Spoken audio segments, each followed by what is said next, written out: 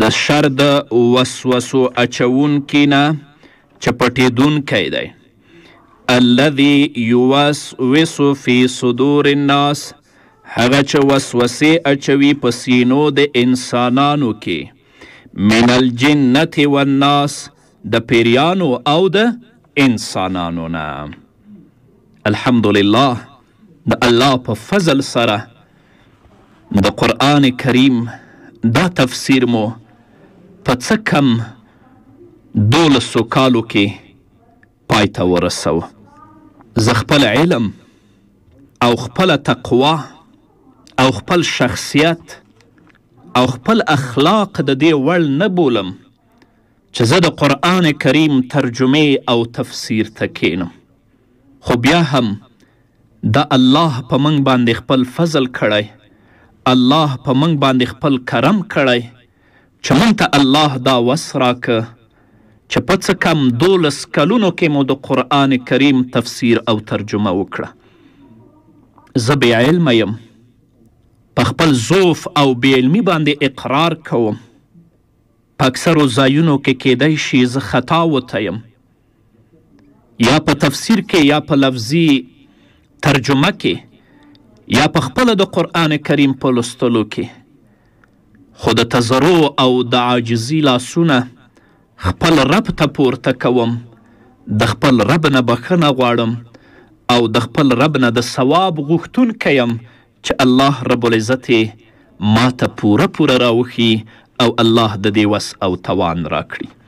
په لومړي سر کې خو دې الله رب العزت د قرآن کریم دا تفسیر او ترجمه په خپل دربار کې قبول او منظوره وګرځي. د دې ثواب او اجر دی د ټولو انبیاو علیهم الصلاة والسلام ارواحو ته، په ځانګړې توګه د محمد رسول الله صلی الله علیه وسلم مبارک او پرفتوح روح ته ورسوي.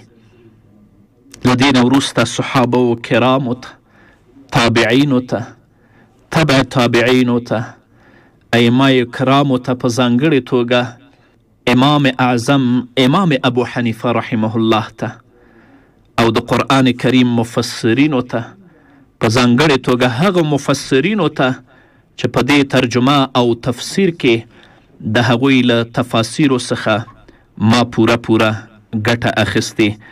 الله تعالی دې هغوی ته جاریه صدقه ور وګرځوي او رب العزت دې همدغه د هغوی لپاره د قبر د عذاب نه او د جهنم د عذاب نه د نجات ذریعه وګرځوي. له دې نه وروسته د دې ثواب د الله تعالی زما اساتذو ته، هغه استادان چې زمونږ تربیت یې کړی، د هغو نه موږ علوم او د قرآن کریم تفسیر لوستی، رب العزت دې دا د هغوی لپاره هم جاریه صدقه وګرځوي. له دې نه وروسته د دې ثواب دی الله ټولو مسلمانانو مړو ته، په ځانګړې توګه زما پلار ته چې زه لا طالب وم، هغه وفات شوی و چې نه مې ورته مړی ولیده نه جنازه. الله دې هغه ته ورسوي، رب العزت دې د هغه قبر منور وګرځوي.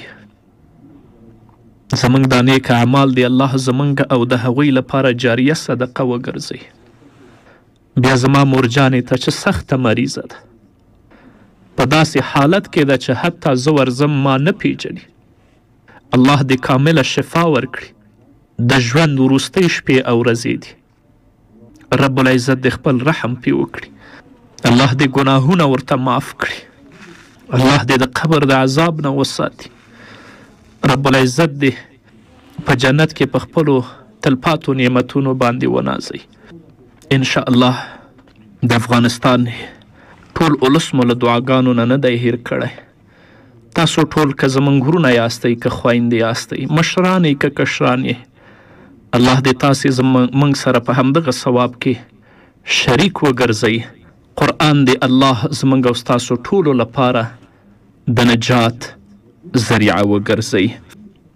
اللهم اجعل القرآن ربيع قلوبنا وجلاء همومنا وغمومنا اللهم اقسم لنا من خشيتك ما تحول به بيننا وبين معاصيك، ومن طاعتك ما تبلغنا به جنتك، ومن اليقين ما تهون به علينا مصيبات الدنيا، ومتعنا بأسماعنا وأبصارنا وقواتنا ما أحييتنا، واجعله الوارث منا، واجعل ثأرنا على من ظلمنا، وانصرنا على من عادانا، ولا تجعل مصيبتنا في ديننا، ولا تجعل الدنيا أكبر همنا ولا مبلغ علمنا، ولا تسلط علينا من لا يرحمنا.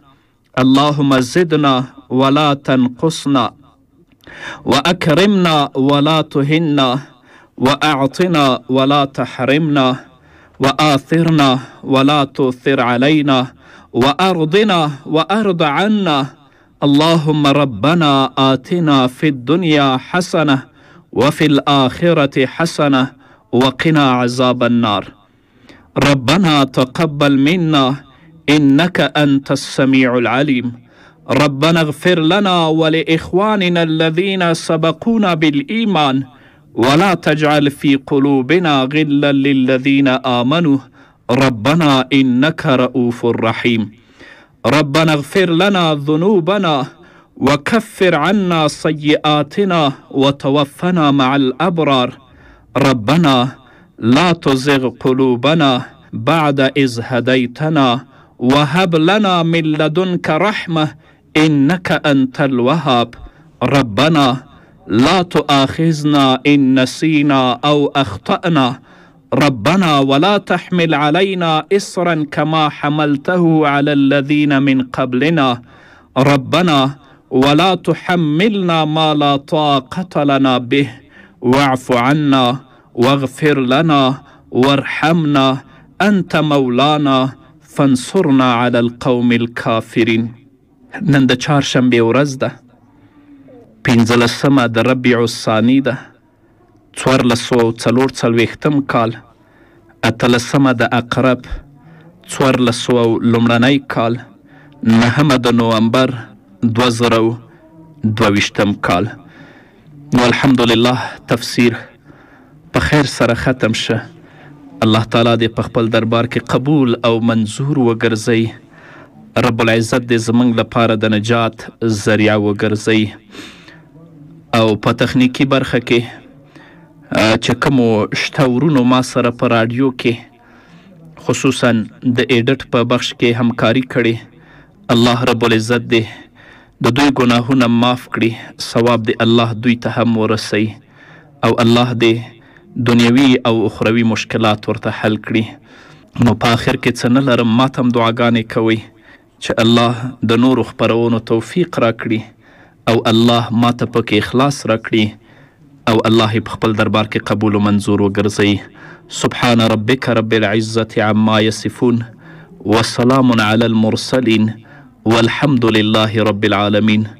اللهم صل على محمد وعلى آل محمد كما صليت على إبراهيم وعلى آل إبراهيم إنك حميد مجيد. اللهم بارك على محمد وعلى آل محمد كما باركت على إبراهيم وعلى آل إبراهيم إنك حميد مجيد.